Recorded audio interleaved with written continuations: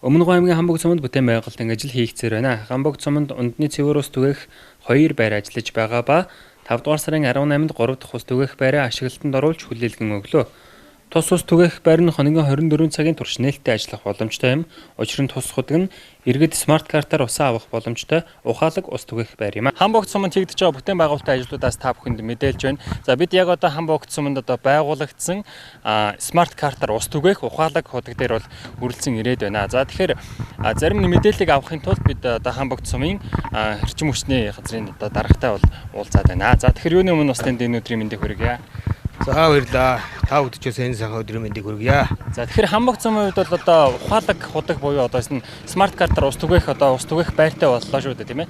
Тэгэхээр энэ ус түгээх байрын талаар та ерөнхий мэдээлэл өгөөч. Хэрхэн ажиллах болон одоо яг ямар арга замуудаар одоо бүтээсэн гэх мэтчлэнгээр.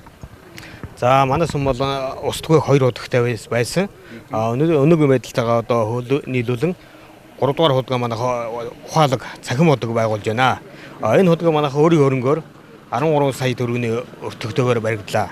Өнөөдөр энэ худгаа манайх 20 оны одоо аймгийн хэмжээнд өрөх гэрэл дэмжих хүрээнд өнөөдөр энийг нээж байна. Энэ бол одоо хүн бүр хүүхэд бүр айл болгонд одоо хүрх учраас энийг одоо хүртээлтэй болгохын тулд энэ худгаа нээж юмаа.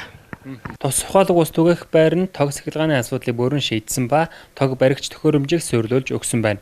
Ингэснээр тог сахилгаан тасарсан тохиолдолд 2-3 цаг үргэлжлүүлэн ажиллах боломжтой юм а.